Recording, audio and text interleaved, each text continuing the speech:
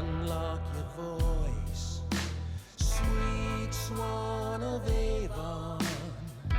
Unlock your voice, for here and for all. I guess I'm the moderator. I told these people I wasn't moderate in anything, but does anybody listen to me? I want to get out there word about some work that's being done on the first folio concerning those goofs, because there's kind of a general notion that it was a speedy process, and so the printers made mistakes all over the place. But they're not mistakes, according to a friend of mine, Alan Green, who I think there are several dozen of these, for example, page errors, but that's not the case. And these are professionals and they do know what they're doing. Here's an example. The very last pages of the folio go from 398 to 993. Well, Alan says there's a reason for all of these things, and you might want to know about him because he's got a YouTube video, and he's got a show now too on the Gaia Network about his work in determining where the stuff is. He just needs people to vote. And he also has recognized the relevance of Dr. John Dee, Elizabeth's cryptographer, astrologer, polymath, whose secret code number was 007. So I just want to show you a couple of these things because they're all over the place, but these are pretty intriguing. In 12th Night, there's definitely a code. It's presented as one where Malvolio picks up that fake letter and he reads, "No man must know." It's a big secret. No man must know. What follows? The number's altered. No man. No, it means the number's altered is that the rhythm is changed, but the number is altered in 12th Night in the first folio. We go from 264 to 273 in the pages, and then we get back on track afterwards. So there's no page 265, which is weird. In a nearby play, The Midsummer Night's Dream, you go from 152 to 151, and then you get back on track there. So you're missing page 153. 153 is a useful number in sacred studies because it's the number of fish that the disciples were able to pull out after a bad day when Jesus said, "Try again." And there's a Pythagoras story that's very similar where we suspect it's the same number, 153. But if you take those two numbers and turn them into a ratio, it's the square root of 3, which of course the medieval Renaissance mind and sacred secret societies are going to love because of the Trinity there. And it's also known as the Vesica Piscis. It is geometrically represented here in the intersection of two circles with that ratio, which, again, lop off one tail and you got that Christian fish symbol. And it's been used through the ages as a sacred geometric design too. Even the Vatican is based on this principle, this geometrical sacred principle. So back to Malvolio, it's the same place where he says, "Oh, what is this? MOAI doth soy my life? What?" And he tries to puzzle this through. He knows all the letters are in his name, but it's declared a fustian riddle by somebody behind the bushes. Actually, Sir Toby may be confirming that, yeah, isn't it good that she made up this crazy thing that's going to drive him nuts? Or is he saying, no, this is really good? So we stick with this code again and again, trying to figure it out. And one scholar has said that it's the abbreviation for the 4 elements. And it doesn't make any sense in context to say that, but there are a lot of desperate attempts to decode this thing. And maybe it's not entirely out of the question. Malvolio is arrogant enough to say, "I am not of your element." And the ultimate message in these first folio codes seems to be, yeah, you are. We are all of the same element. Same letter. It says, "If this fall into thy hand, revolve," and nobody knows what to do. So sometimes either the actors will leave this out or they'll just kind of like turn in a circle in this goofy way. Alan says, revolve. Just take MOAI, you get MIAOM. And what is that? That is the, well, Freemasons or proto-Freemasons or post-Rosicrucian secret word, kind of like the Western cultural home. There's another vesica piscis. And with that in mind, why do all this kind of stuff? Well, I don't have time to go into all these different so-called mistakes, but when you check it out, it seems like Hamlet, there's something going on there. We go from, 150, 151, 2, 3, 4, 5, 6, and then suddenly jump 100 pages to 257. And Alan says there's a reason to get to 265, which I won't go into, but that's where this key idea is: to be or not to be. To sleep, perchance to dream. There's the rub. Yeah, but the first folio says, there's the rub. And when you get enough of this stuff going together, you realize, oh, there is enlightenment here. The ego, that's the problem. Minerva Britannia, somebody knows something about the Shakespeare authorship mystery, as you may have seen this before. But everybody also knows it's Minerva Britannia. It's missing an I, and there's something going on with that I there, too. In the sonnets, the one sonnet that doesn't get a number is sonnet number 1, which would look like an I. In sonnet 153, hey, remember 153? We love that number. And the final couplet there, lies my mistress I. God, Shakespeare, you suck. It's my mistress eyes. You're missing an I. Well, Alan says this has to do with the missing eye of Horus. This is Egyptian mysteries that go to the Templars, that go to the Rosicrucians, that go to the Freemasons. And the sonnet structure of a pyramid is relevant here. Missing the top, which it seems like it always has. It never was completed. But the Freemasons, in founding this country, the fathers, seem to know something about spiritual wisdom. Here's another one. When Richard II is asked to give the crown, you're willing to do it? No, he seems to be waffling back and forth. But that's not what the folio says. It's no, it's the I there, for I must nothing be. You have to wipe out the ego if you're going to seek enlightenment. And that's on page 40. It's made to be on page 40. And that's intentional too. There's a saying in 12th Night that's repeated, it's all one, and it's a dismissive statement too, and that doesn't matter, or whatever. 6 of one, half a dozen of another. But really, it's all one is a message, a spiritual message that it seems like Shakespeare wants us to know, or somebody in charge of the first folio wants us to know. One more, Hamlet's final 4 words, the rest is silence. Wrong. And maybe that's a musical pun. The rest is, in fact, silence and music. But that's not what he says. The first folio gives him oh, oh, oh, oh. So the scholars through the ages decided, well, the most famous play with the best character and most beloved from the greatest writer who ever lived, and he wanted that to be the final words. No, let's change it and just leave that off. What does Shakespeare know that we don't? Well, 4 O's seems to be a signature. And in the court, that was Edward de Vere's code number. Signing off. Voice for the balance of the ages. Unlock your voice, unlock your voice. Gabriel Ready. He's an independent researcher whose published work focuses on Shakespeare's first folio, including the Shakespeare Oxford Fellowship publication, A Shakespearean Enigma. That's from 2023, a volume celebrating the 400th anniversary of the first folio. It's also written a historiographic survey of the first folio from the last 400 years, titled History of Fixing.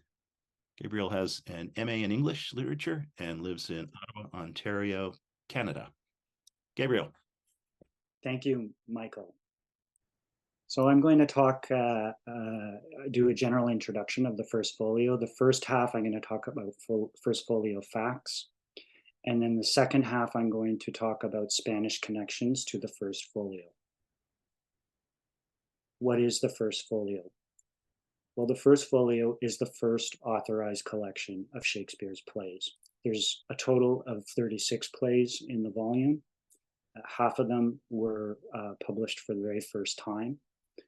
and there's approximately 900 pages. There's 235 copies that survive to this day. How was the first folio made?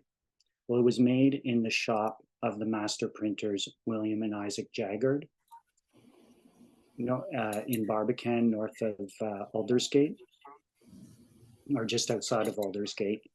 At the time in London, master printers were only allowed up to 2 printing presses. There was approximately 24 master printers in London at the time. And so to do all the work that they would need to do, they would spread their projects across these two presses in a practice that is known as concurrent printing. So while the first folio was being printed, there were other folio editions being printed, and there was also smaller projects like announcements and pamphlets. Another fact about the first folio is that the copy text that was submitted to the Jaggards was extensively edited using authoritative sources. So the editors were using scribal copies, good quartos, presentation copies, even holograph copies. And so this is something that we have to keep in mind when we study the first folio, is the efforts taken to prepare a good text. Where was the first folio sold? So it's believed it was predominantly sold at Edward Blunt's house in St. Paul's Churchyard, which is the center of the book trade in England at the time. It was also believed to be sold by minor contributors to the project. This would include William Astley, who was a neighbor of Blunt, and also John Smethwick, who was just west of St. Paul's. His house was in St. Dunstan's Churchyard, which was across from the Inns of Court and the Chancery. His customers would have been lawyers, scribes, aristocrats.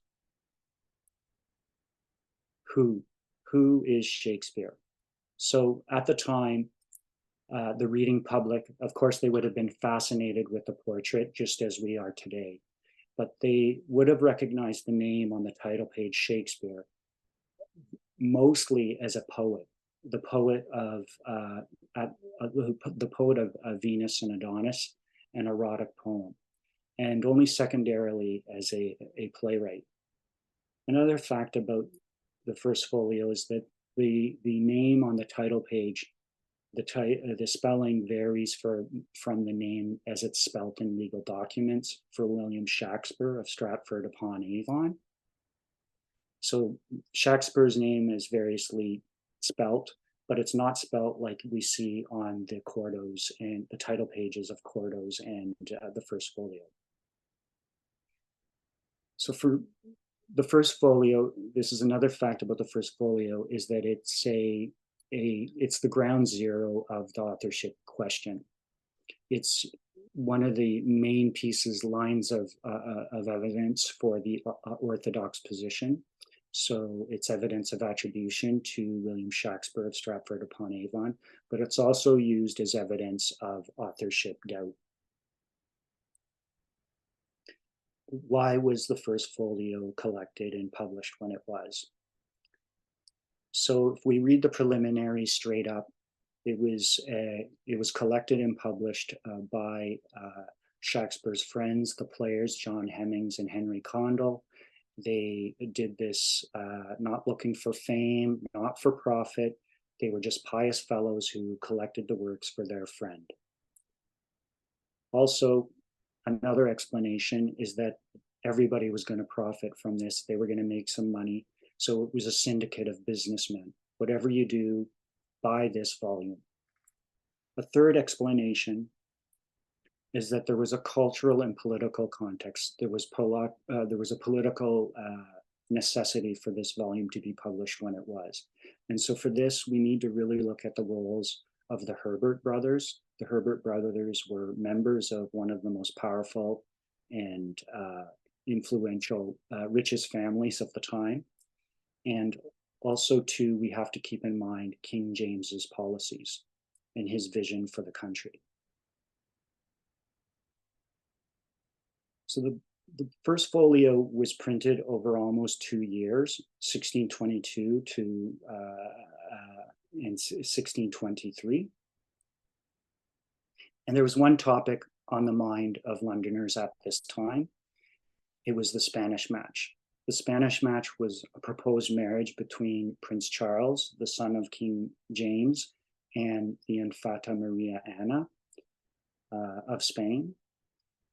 And the backstory actually for the Spanish match goes all the way back to 1604 in the Treaty of London.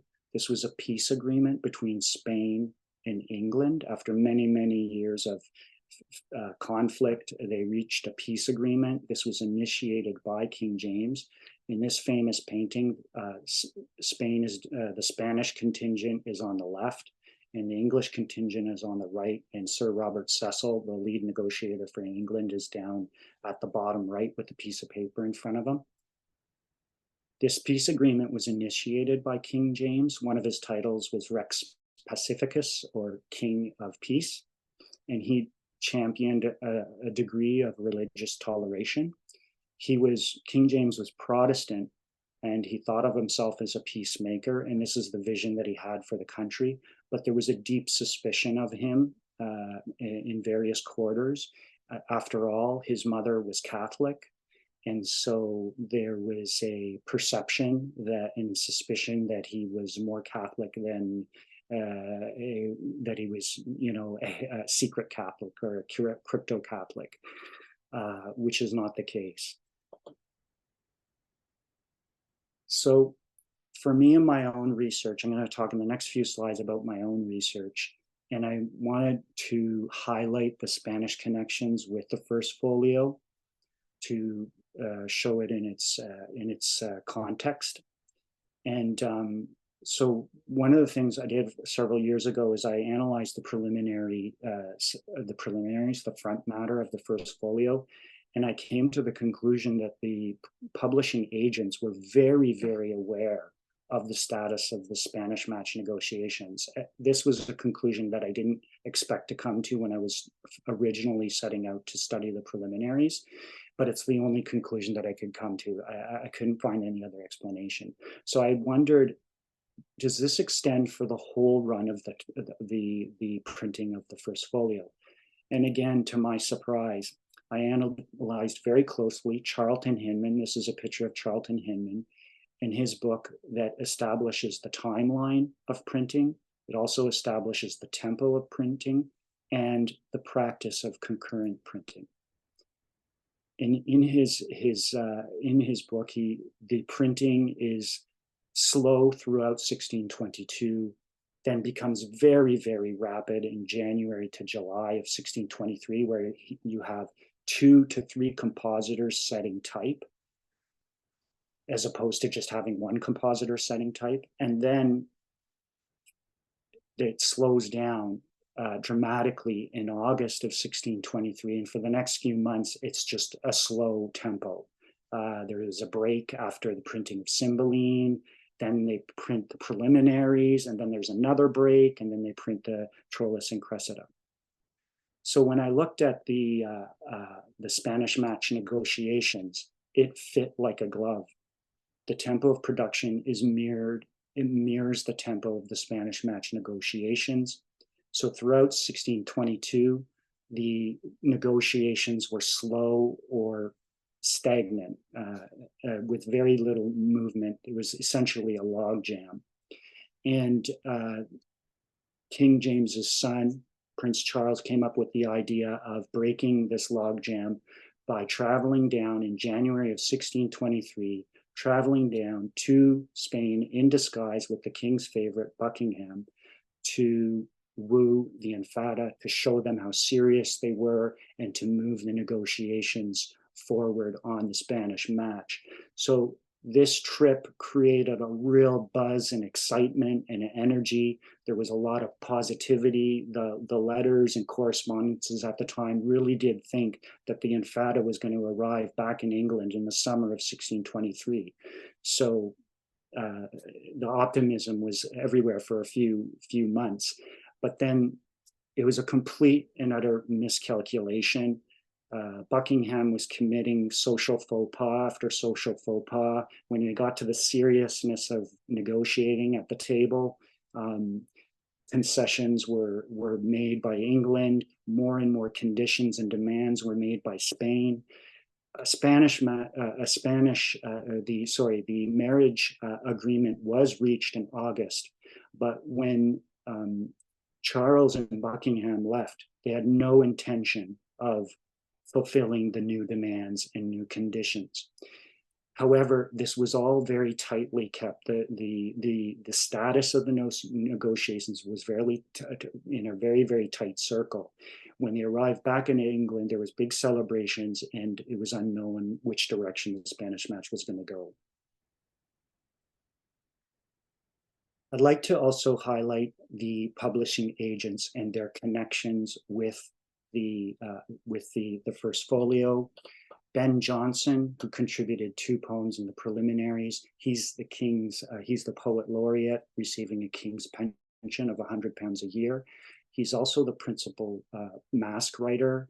Masks at the time were essentially political events, and he, in 3 successive masks, is promoting the unpopular Spanish match prior to 1623. And he was known as a religious flip-flopper. He was Catholic for about 10 years. Edward Blunt was a popularizer of Spanish literature, and he published at least 17 titles, Spanish titles in English translations. He also hosted Spanish lessons in his house. Also, James Mabie and Leonard Digges, who were contributors of poems. They were noted Hispanophiles and Spanish translators. One of them worked as a diplomat in Spain 10 years previously as part of King James's vision and the general rapprochement between Spain and England at the time. And even William Herbert, 3rd Earl of Pembroke, who was opposed to the Spanish match, but in his official capacity as Lord Chamberlain, he was responsible for organizing and planning entertainments at court, and this would most certainly have included the celebrations during the marriage. And he's also a contemporary account. He travels from London down to Southampton to inspect road repairs and the lodgings for the Infanta's entourage. He certainly would have overseen ceremonies of gift exchanges during the wedding celebrations. If you look at the first, this is the famous epigram that faces the title page in the first folio. I looked at this stanza from the eyes of a poet, not as a secret message hidden within it. And I looked for the poets at the time. They used numbers and measures to identify stanza form. Using a stanza form was very intentional. I could find no classical model for Ben Jonson's poem here, which is quite surprising. He's a classicist. Lots of his writing is based on classical models. I looked for an English model, could find none. And this 10-line poem with the shorter octosyllabic lines, the 8-beat lines, actually, the model that I found was a Spanish model. It's called the decima. And there's 2, I believe, that Jonson used as his model actually were the 2 decimas that appear in the preliminaries of Cervantes' Don Quixote. The themes of these decimas are on commerce and thievery, and specifically lower servile class stealing from aristocrats. So the reader response to the first folio was very muted. There wasn't a lot of explicit reaction. So about 100 years ago, there was a great excitement because there was one of the first reader responses to the first folio, explicit reader responses, was found in a family manuscript. And It's a poem to the players where the poet expresses doubt about their role, but also there's this passage in the poem. Raised from the womb of earth a richer mind than Cortes could with all his Castelline associates. They did but dig for gold, but you for treasure much more manifold. So one of the first reader's responses that we have for the first folio actually puts it in the context of a rivalry between England and Spain. I call this 17th century smack talk. You can have Mexico, but we have Shakespeare. And lastly, Thomas Middleton's Game of Chess. This was an infamous play that was written and performed 1 year later. It's a comic satire of the Spanish match failure. And in a brilliant article by a scholar, Christopher Hale, he identifies some of the more mysterious characters in it. In particular, the White Queen's pawn is a personification of the first folio. It's hard to read the play without seeing this identification now. And just so that you know, the White Queen's pawn is the most important central character in the plot of the play.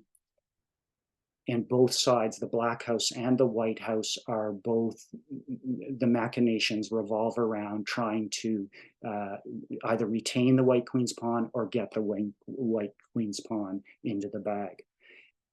Another character that Hale identified was Ben Jonson, is depicted in the fat white bishop, who is an author in the play. And at one point, the fat white bishop says, "I have writ this book out of the strength and marrow of 36 dishes at a meal." So 36 dishes, that's the 36 plays in the first folio. This is very telling from a writer like Thomas Middleton, who not only edited some of the plays in the first folio, but also had major additions to one of the plays in the first folio. And it's a very telling statement because it shows that Ben Jonson wasn't limited just to the preliminaries. His writing of this book out of the strength and marrow of all 36 plays, it gives me the impression that he was maybe some type of general editor. That's what my reading of it is. And so that's it for my presentation today. I had some journalistic facts about the first folio. I also talked about some of the Spanish connections. In particular, I really want to highlight the reader response and the cultural understanding of the first folio, that it was at the very heart of the Spanish match. Thank you.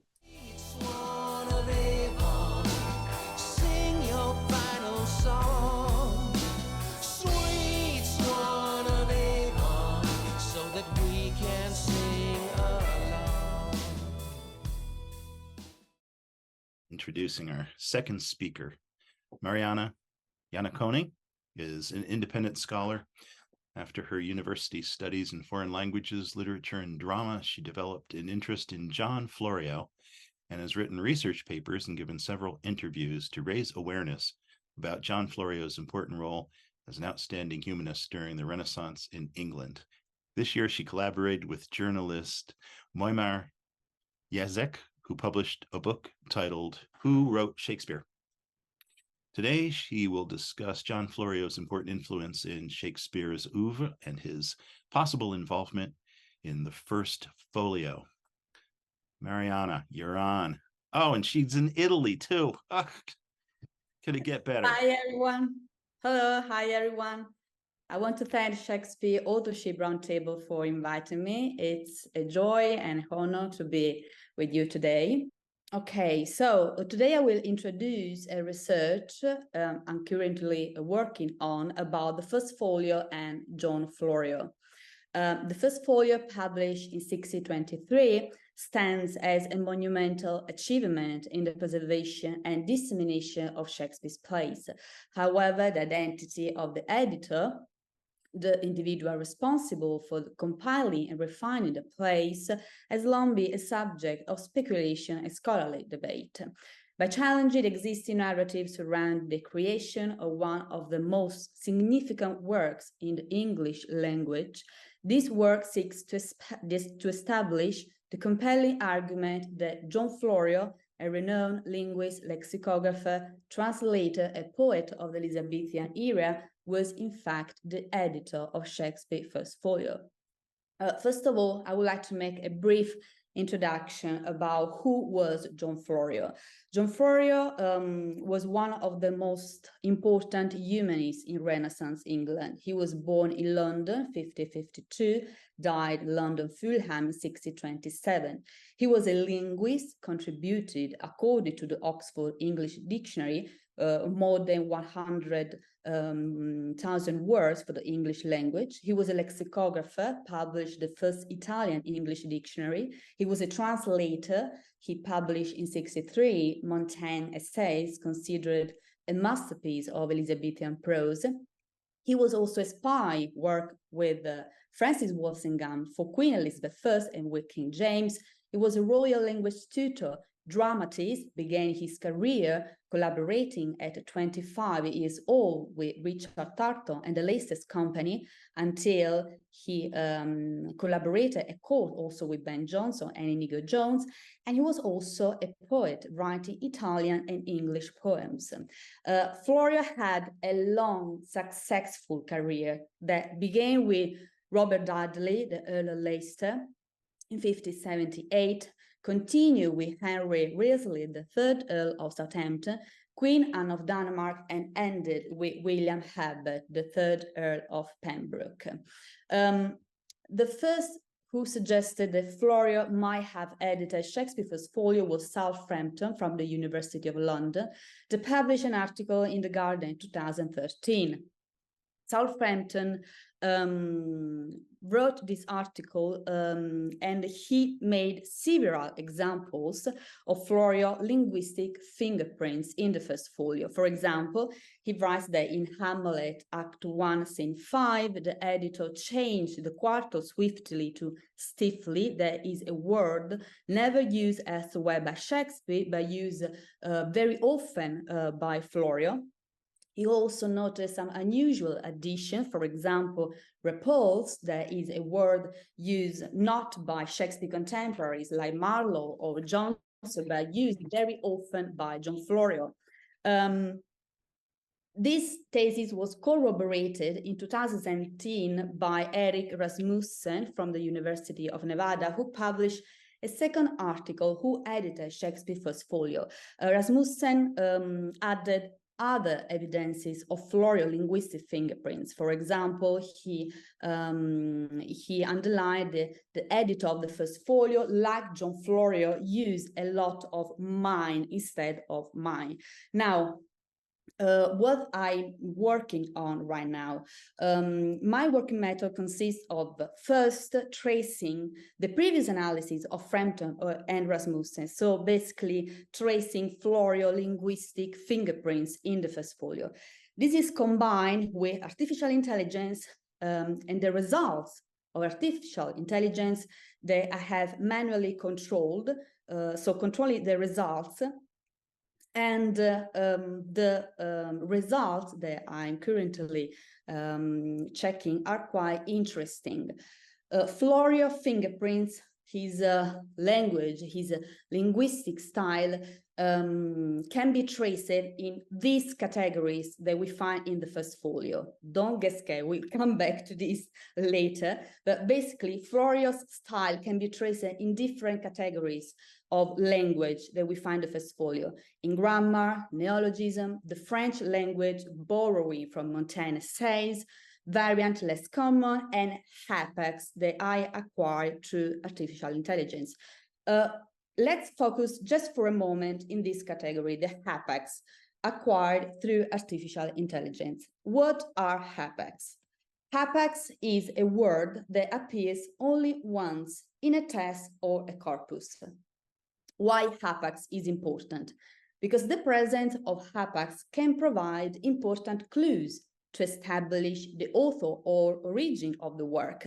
If we consider that 70–80% of the language of an author is essential common language, Haex can be a clue in finding the individual who created a text, because they are in contrast to very frequent words. So Haex are used today for authorship attribution.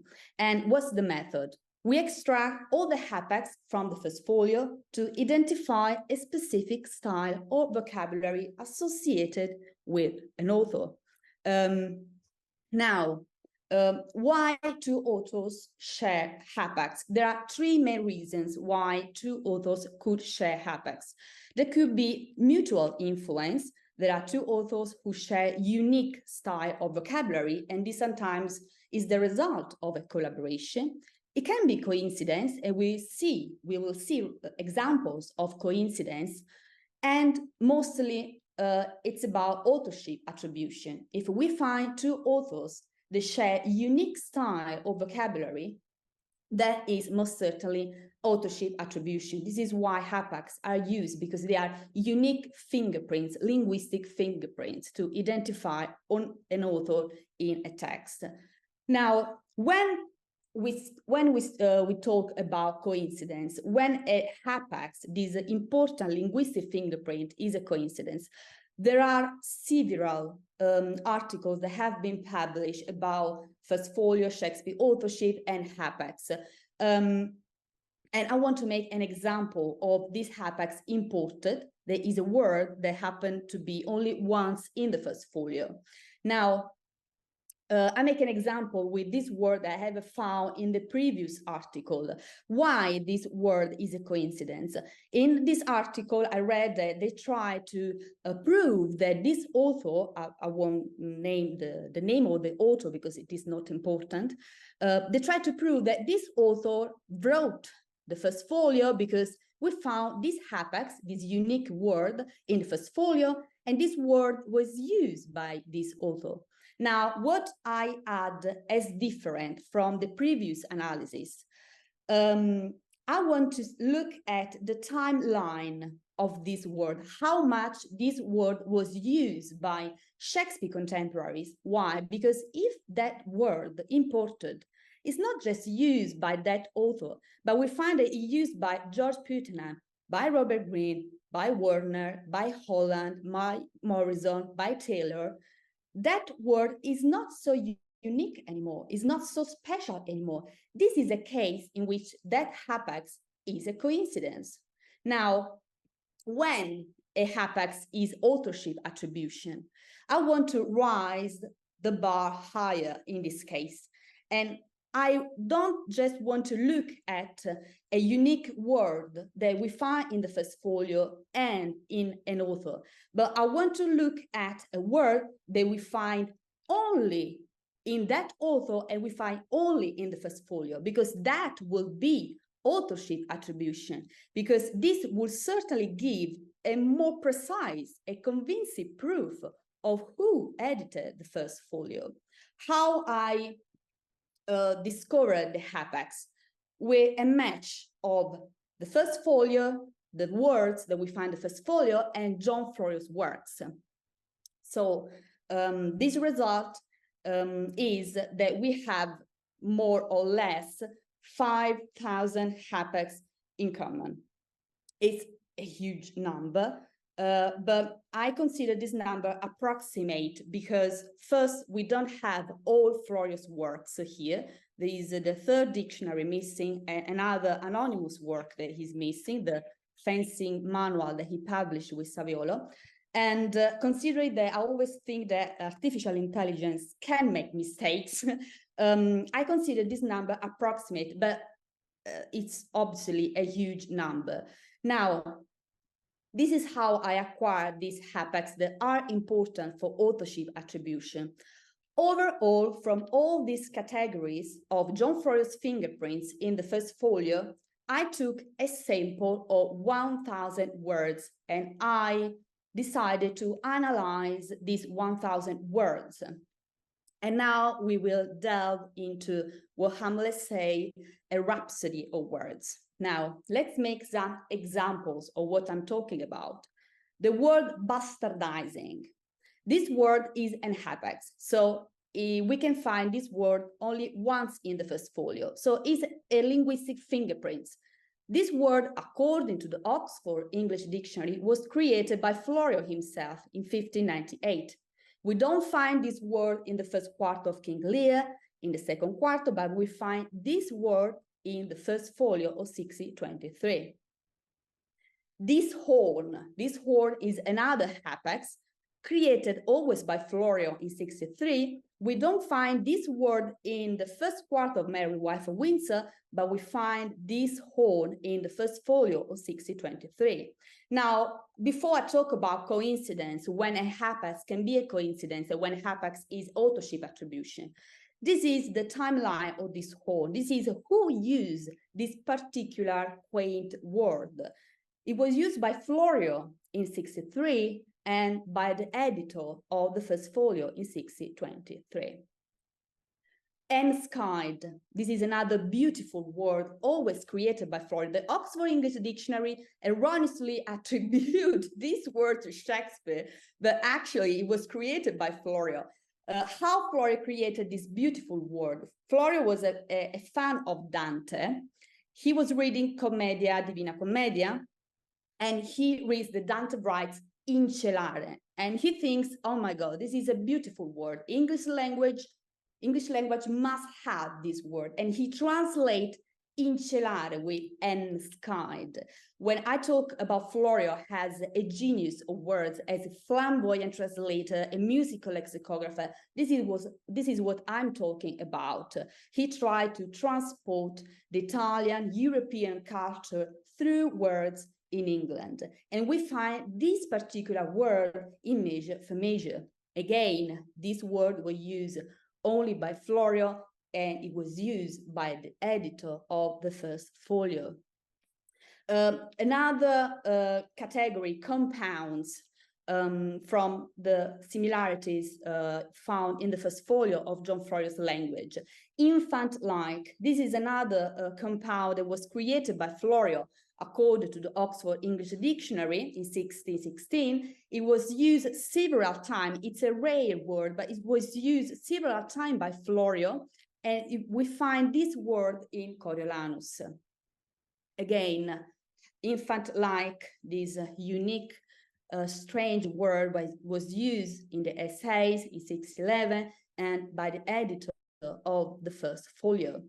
The prefix "an", both Florio and Shakespeare were obsessed with the prefix "an". They created thousands and thousands of words with the prefix "an". Uneasiness.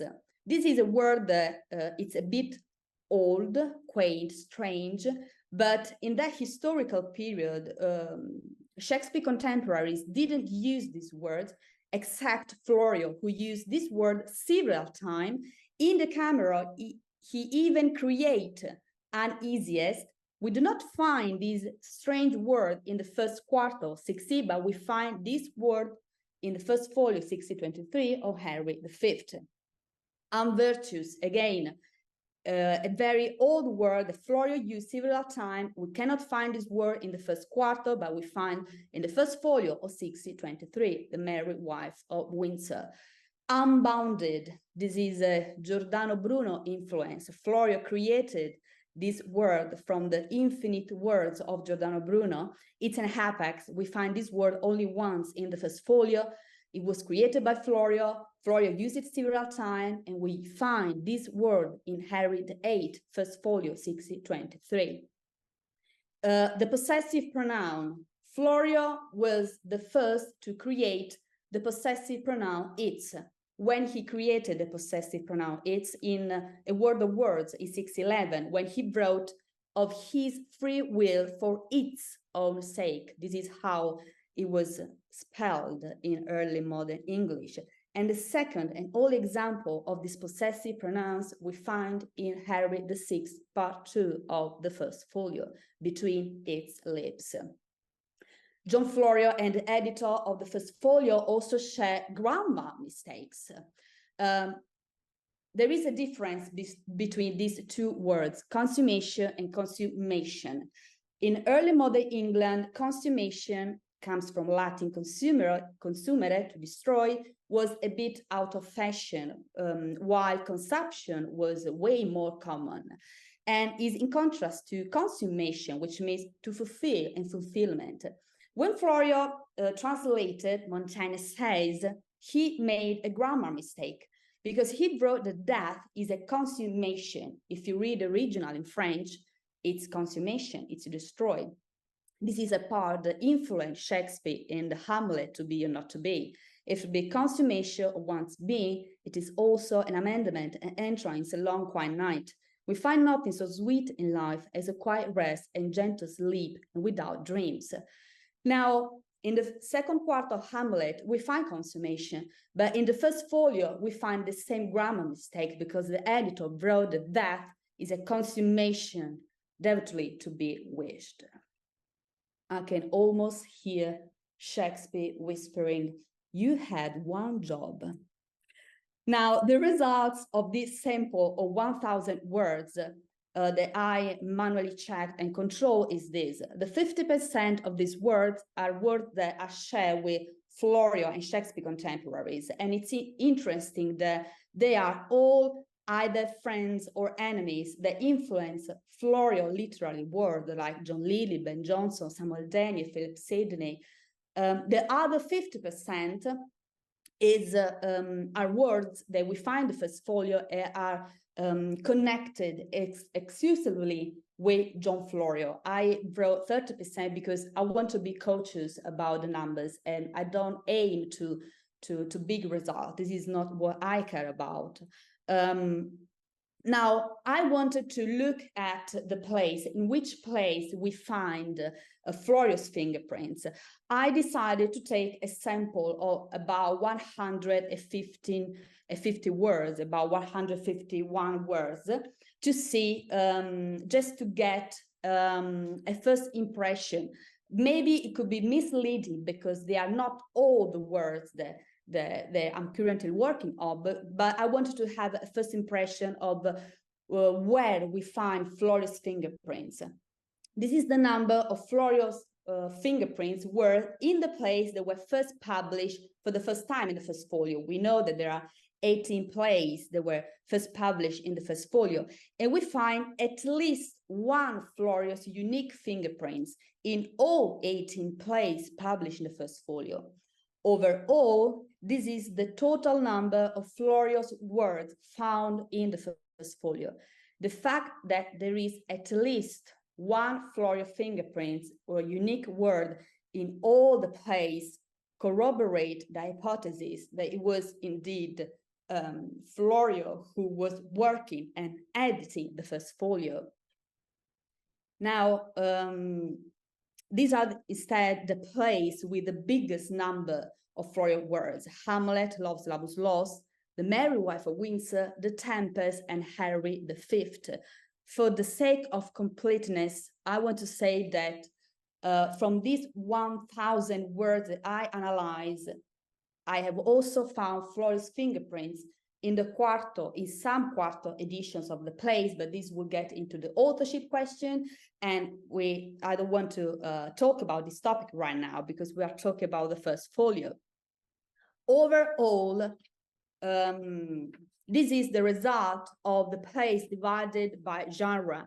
We found 44 Florio's words in the tragedies, 64 in the comedies, and 43 in the histories. Overall, the plays divided by genre, the plays that contain most Florio's words are Hamlet for tragedy, Love's Labour's Lost, and this does not surprise me at all because Love's Labour's Lost is most likely the most, as Jonathan Bate writes in The Genius of Shakespeare, is the most Florio-esque play, and for history, Henry V.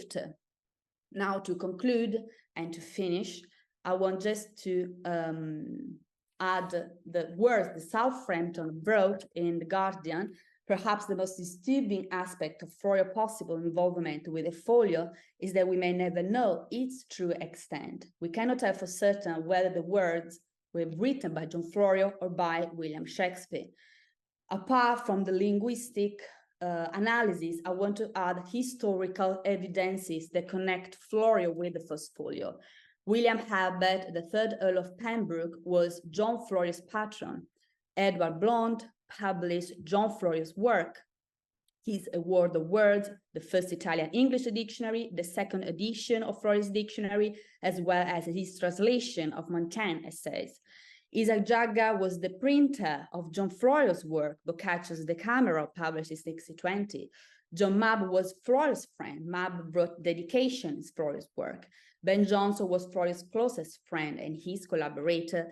And the last other evidence is call it the preface, an epistle dedicatory is almost a Florio trademark. He includes them in his second fruits, his Word of Words, and his translation of Montaigne essays. These are the sources that I have used, I'm still using for my analysis. And through an extensive examination of historical evidences and a deep analysis of linguistic patterns, this thought-provoking presentation wants to delve into the linguistic nuances found within the first folio, comparing them to Florio's own writings, revealing striking similarities and shared linguistic idiosyncrasies. The first folio is a testament to the power of collaboration and the enduring impact of hidden figures in history, shedding light on the often overlooked contributions of unsung heroes like John Florio, whose editorial genius played a pivotal role in preserving the bard's literary legacy and shaping the literary landscape that we know today. Thank you very much for your attention. Unleash your light, sweet star of sickness. Unleash your light for here and for all. Our last speaker is no stranger to the authorship question. Bonner Miller Cutting graduated from Tulane University with a Bachelor of Fine Arts and has a Master of Music degree from McNeese State University. She lectures frequently on the Shakespeare authorship question at conferences, book clubs, and community groups. In her book, Necessary Mischief, Exploring the Shakespeare Authorship Question, Bonner revealed new information on 10 authorship-related subjects, including the last will and testament of William Shaxper of Stratford-upon-Avon, including that second-best bed stuff, and the 1,000-pound annuity that Queen Elizabeth gave to Edward de Vere. She's been a frequent speaker over the last 20 years for the Shakespeare Authorship Roundtable, and we are really pleased to have her back today to talk about Susan Vere, the youngest daughter of Edward de Vere, 17th Earl of Oxford, and her relationship to the first folio. My talk is going to be by Good Lady Montgomery, as she was called from time to time during her life. So we're going to get started. What I want to do is to tell the story of Susan Vere so that you get to know what she was like, what her mind was like, what she thought and felt, which is kind of hard to do because we have so little information about Susan Vere. But first of all, this is what I believe she looked like. Now, I have it on very, very good authority from the early part of the 20th century that Susan's picture, the portrait of her on the Van Dyck in the Great Van Dyck at Wilton House, and this small portrait of her, which is at Wilton House, is the same person. The cultural historian says undoubtedly this is the same person. I believe that this portrait that is at Dulwich College is also of Susan Vere. So this is really kind of gives you a pretty good sense of her face. The only thing that is really established is this sketch, but it is not a likeness. It is a sketch of her costuming when she appeared in Ben Jonson's Masque of Queens in 1609. But one of the things that is kind of nice about this costuming is her attire in these portraits has this squared collar, which seems to be something that she may have initiated, which was taken from her costuming by Inigo Jones. Now, I put forth in my talk at Ashland and that this small portrait at Wilton House may have been the prototype for the Droeshout engraving. I'm not going to relitigate that here, but if anybody's curious, the talk is on the SOF website. Now, when the first folio was in production, which we know for sure was between 1622 and 1623, that Susan is in the best position to be the shepherdess of the first folio, because she has a half-brother, Sir Edward Vere. This is Edward de Vere's surviving children. Sir Edward is living on the continent at The Hague. That's where he makes his home. Elizabeth, though a very successful woman in her own right as a businesswoman, was separated from her rich husband, the Earl of Derby. We know basically next to nothing about Bridget, and it's possible she was still living, and it's possible she had died by this time, but we just don't know. Now, of course, we have Susan, who has a very good marriage, as we will find out. It had a few little bumps in it, but we're going to learn a little bit more about Susan and the Earl of Montgomery. And Henry, as everybody knows, was in prison in the Tower of London during this time. So the person very much in the position who brings something to the table to do this job is Susan. She has the high social status. She has a strong financial position because of that. She has important social contacts. She has literary interests. She has the respect of the literary community, and I'll be showing you all these things in a couple more slides. And most important of all, she has the affection of King James. Now, I have a couple of tidbits that I have found over the years in this report from the manuscripts of the Earls of Ancaster, and these are at Grimsthorpe, where they are archived. These are the descendants of Peregrine Bertie, who was married to Mary Vere, Edward de Vere's younger sister, and their country manor home was Grimsthorpe. There's a letter from Sir Francis Coke to Robert Lord Willoughby, and it is dated by the editors of these letters to the fall of 1618. And it has this one sentence in this particular letter. It talks about a lot of things, but it says, the Earl of Oxford comes to London, and that is how it's spelled, this night, and lies at his sister's, the Countess of Derby, her house. Now, what's so important about this letter, it's just one simple sentence, but it is of great import, because Henry de Vere is now, after having traveled on the continent since his mother died in 1613, this letter is evidence that he had returned to London by the fall of 1618. And in 1619, he's going to get awarded his occupation of being the Lord Great Chamberlain of England, which we presume the office had been managed by somebody else during his minority and his absence. Now, my question is, did Henry, the 18th Earl of Oxford, also visit his older half-sister, Susan? Susan was living at Enfield, a suburb of London, and I propose that Henry visited both of his older half-sisters.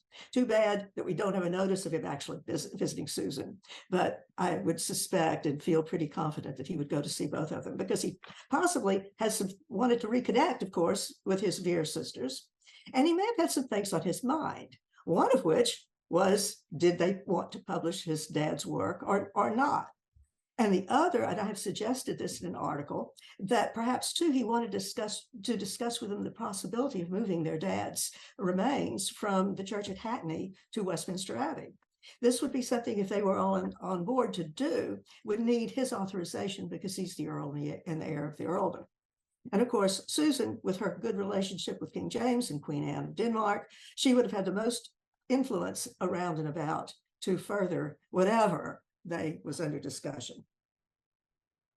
Now, something else that it had escaped my attention in Alan Nelson's monstrous book, but as I went back to read all of the letters and things that he had in his book, I discovered that in the summer of 1603, with Susan's court career beginning before that in 1602, Susan, who is now 16 years old, writes a letter to her Uncle Robert, and that is how she spells it, Unckel. And the purpose of the letter is to ask for money, which Uncle Robert is holding for her because she'd been left some funding by her grandfather, of course, Lord Burleigh. But what's really important is this letter is written from her father's home in Hackney, which tells me that Susan has had the opportunity to become acquainted with her father face to face, and perhaps learn of his literary interests and his work. She has had that opportunity. Now, how and where did Susan and Philip meet? This is something of the timeline. On January 1st of 1604, the men of the court performed a masque called the Masque of the Orient Knights. It was performed by an all-male cast, but the ladies in attendance were called out of the audience and invited to dance. Interestingly, we know for sure, because of Dudley Carleton, such a good, conscientious letter writer, that Philip Herbert was one of the maskers and Susan Vere was one of the ladies who was called out and invited to dance. We assume that Philip called her out, that she was the person that he went to the audience to dance with. Because by October 16th, William, his older brother, the Earl of Pembroke, writes to his father-in-law, the Earl of Shrewsbury. And I love this opening statement, this statement in this letter, because an interesting thing about Pembroke and Montgomery, they were older and younger brothers, is that they were always seeming to be on the same page with everything. You'll constantly read, as you read histories, you'll read Pembroke and Montgomery this and Pembroke and Montgomery that. And apparently there was no known friction that ever occurred between these two brothers, which I sometimes call them the Bobbsey twin earls, because they're just always together. But he writes to his father-in-law, which is as joyful to me as anything that has ever happened since my birth. And I mean, you just feel the joy just emanating from this letter. And he writes, after long love and many changes. Well, long love, it didn't happen soon. We know that they were acquainted with each other earlier in the year. My brother has privately contracted to my lady, Susan, without the knowledge of any of his or her friends, that they are going to be married. My Lord of Cranbourne, who is Robert Cecil, at this point in time, that is his title. He seemed to be much troubled at first, but yesterday the king, taking the whole matter on himself, made peace on all sides. So clearly the king, how nice for this young couple, they have the king as the wedding planner. Another letter from Dudley Carleton that's archived in the National Archives at Kew. And I'm not going to read all of this. I'm not going to take that much time.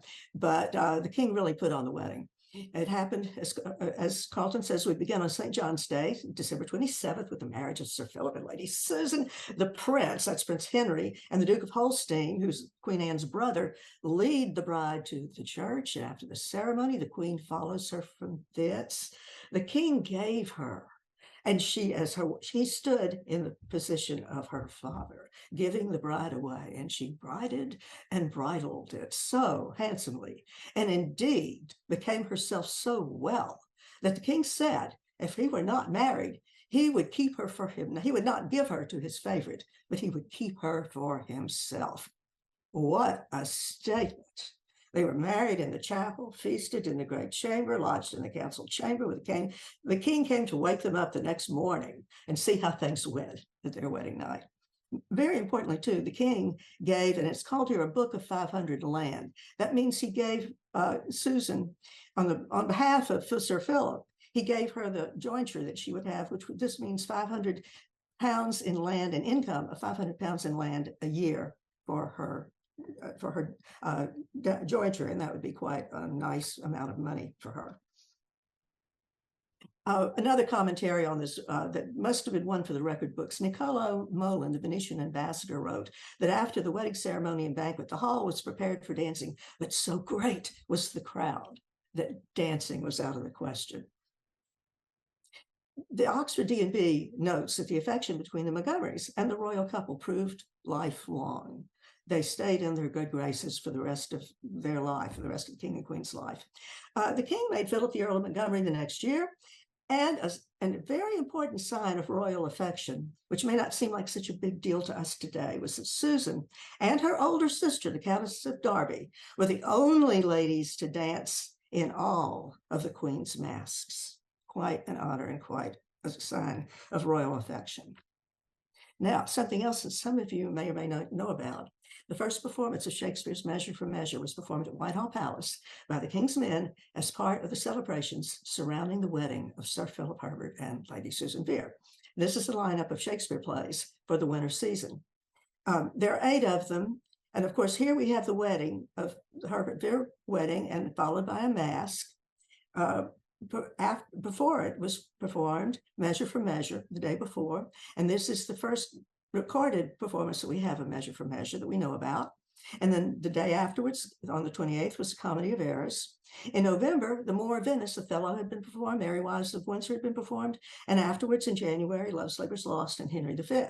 In February, Merchant of Venice, and then the Spanish Maze, which I have been very happily and strongly convinced by Roger Strittmatter and Lynn Kosziski's wonderful work and study that the Spanish maze was the Tempest. And of course, we know that the Merchant of Venice was actually performed after that a second time. Now, something else to point out. Here's this information on the left side over here.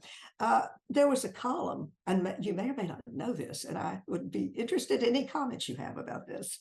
The poet is a column for the poets, which made the plays. And the following plays are attributed to a Shakespeare, and of course we know that's pronounced Bard. So we have four times we see this name Shakespeare on this left side. Not all of the plays have any attribution at all, but these three do, and of course the repeat of Merchant of Venice. So Measure for Measure, Company of Errors, Merchant of Venice, and this repeat was made by Shakespeare. Interestingly, just for this to be thorough, 4 more plays were performed during this winter court season at the Royal Court. 2 of Ben Jonson's plays were performed, but with no author's name given in this right column. The 2 Everyman plays, Every Man in His Humor and then Every Man Out of His Humor. Then a named play by Thomas Hayward and a named play by George Chapman were performed. So I would say that the court is very well attuned to the Shakespeare plays, Ben Jonson, and these other 2 writers. Now, with such a magnificent send-off, what could possibly go wrong? Well, things do go wrong all the time. I only learned about this week in an excellent article that, well, actually, I learned about it first, but I studied it more carefully this week, that Joella Orlin wrote, and it was published in the Vere Society newsletter about approximately a year ago. She quotes Margaret Haex, who writes that something sad and mysterious happened to Susan. And Mary Sidney Roth, that's the name we're going to be seeing a bit of in the next few slides, tried to help her good friend. Mary Roth was probably her very best friend, her very closest friend. Haex quotes from an undated letter written by Mary Roth's father, Robert Sidney, who will be at some point the Earl of Leicester.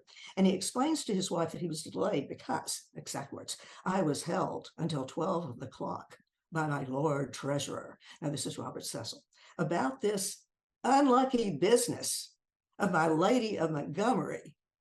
At the last, it is resolved that she shall presently go to some house of my Lord Treasurer, and not at all to my daughter, which I am very glad of. Now, I have these thoughts on this. The letter is undated, but it is written when Robert Cecil's the Lord Treasurer, and he held this office from 1608 to 1612, until his death of 1612. So Haex understands that the time frame is sometime no earlier than 1608, no later than 1612. But the nature of the issue is called an unlucky business, and Haex, for some reason, seems to think something happened to Susan. Well, Susan is not returning to the home she shares with her husband. She's getting Uncle Robert to provide a house for her. And Uncle Robert, by the way, had a lot of houses, probably dozens and dozens of manor homes, in addition to his fabulous home in London. And of course, Hatfield House was not yet completed at that point in time. So, but he had plenty of houses, nice manor houses, that he could provide her with a house for her and whatever children. But Robert Sidney is glad to get his own daughter, who's her friend. She's undoubtedly gone to pour out her heart of whatever's worrying her to Mary Roth. And Mary Roth's father, Robert Sidney, is glad to get his own daughter out of this situation because he has now put the matter into the very capable hands of Robert Cecil, and rather ruthless hands of Robert Cecil. But Cecil's going to handle it and put her in a house. Well, the unlucky business, and I have discussed this with Joella, and she may have a comment on this, is the indiscretion is on the part of Philip. She either found out he had another lady friend or something like that, but it definitely looks like they were separated for some time.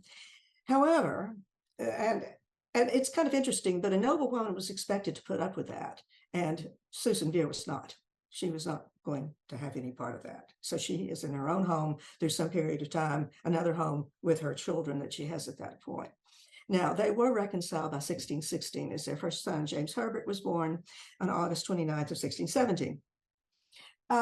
This is an interesting entry in Listens Environs of London, Volume 2.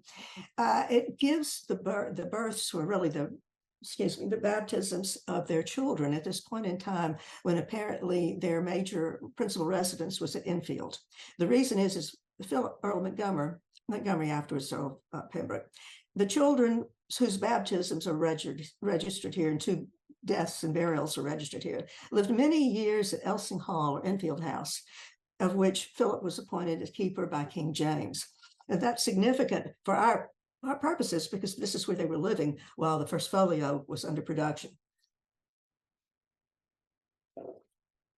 I learned a little something more that I didn't know when I was first putting this together.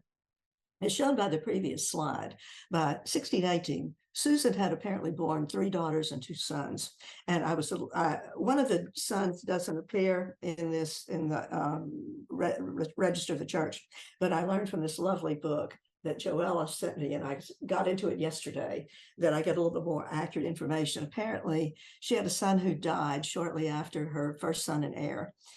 It's really sad that she had 2 sons who died, 2 of her 3 daughters died. So after 13 years of marriage, Susan only has 1 surviving child, her daughter, Anna Sophia. Then these 5 sons that you see here in the magnificent Van Dyck painting were born between 1619 and 1625, when Susan was in her 40s, between the ages of 32 and 38. Just amazing. So she apparently, when her son died, the first son who was the heir, King James came to see her. And according to the Hannay book, he threw himself on his knees and he cried with her over the loss of this son. Now, getting back to Susan's part, and I'm saying that she is an influencer. I'm not saying that she was an editor, but I think because of her connections that we will be showing you shortly, and her position with the connection she had, most especially King James, that she is a major influencer in getting the show on the road and possibly keeping it going smoothly. Susan, of course, she was in the best position. She could represent the family Vere interest and was a driving force to give her father's great works to the world. She was well connected to the royal family, as we've already seen, and she also apparently had literary interest. And now I want you to take a look at that. Early on, and I put the timeline down here, early on, she had a number of recognitions and in literary things. Importantly, her birth was celebrated in a poem prefacing Nathaniel Baxter's publication of Sir Philip Sidney's Urania. Her name is going to be associated with some things along this line quite often, but we have some lean years right here where she gets no attention, really no attention whatsoever from the literary community. By 16, and I believe this was the time frame in which she was separated from her husband, Philip. However, Sir Joshua Sylvester dedicates to Susan a work. What really puts her back on the map, though, is Ben Jonson, when he writes his amazing epigram to her, where he calls her a new Susanna, equal to that of old. Anthony Mundy dedicates his translation of Amadis de Gaul to Philip, but he acknowledges that Susan's urgent importunity and her assistance with the work. Another kind of interesting thing, Robert Newton, who I don't know who it is, maybe those of you who know more of the writers of the time do, but he titled a 1620 publication, The Countess of Montgomery's Eusebia. And I looked up the word Eusebia. It's a Greek word meaning spirit of piety, loyalty, and duty.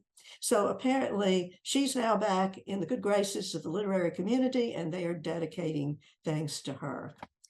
Most significantly, Roger Strittmatter discovered a book in 1619, and I can't pronounce it, but I believe it's translated as Time's Storehouse. And it was his discovery that it is dedicated to both Susan and Philip, who are called the most noble and twin-like pair. And for Susan, he says, as also to the truly virtuous and noble Countess, his wife, the Lady Susan. And he goes out of his way to bring up her father's name, daughter to the Right Honorable Edward Vere, and all his titles. What's important is that the printer of this book is Jaggard's printing firm. And Rogers, in his article about it, believes that this is a signal, or sends us a message that Jaggard is lobbying or trying to leverage himself to be printing the first folio, that it is on somebody's radar screen, because of course he's going to be the printer of the first folio. Other acquaintances that are literary that Susan had, John Donne wrote a letter to her in 1619 and sent her a copy of a sermon that he had preached at St. Charles Cathedral. A shocking book appeared, written by her very good friend, Lady Mary Roth, and it's named The Countess of Montgomery's Urania. And of course, Lady Mary Roth tells who she is, daughter of the Right Noble Robert. By this time, he is the Earl of Leicester, and niece to the ever famous. And I like that. Sort of ever living, ever famous is a pretty good hint that the person's no longer surviving, no longer living, Sir Philip Sidney Knight, and to the most excellent Lady Mary Countess of Pembroke, late deceased. This is definitely a fictionalized prose romance that is recognized as a roman à clef. But who is who, the fictionalized supposedly characters remains to be really fully sorted out. However, interestingly, and I hope Joella won't be upset with me for telling this, that in her fine article on Susan Vere, she's noted that the Folger talks about this book, because it's a very interesting book at the time, being one of the first prose romances, or the first published in England, written by a woman writer, and Wikipedia talks about it, but they do not mention the name of the woman whose name is on the title of the book. So go figure.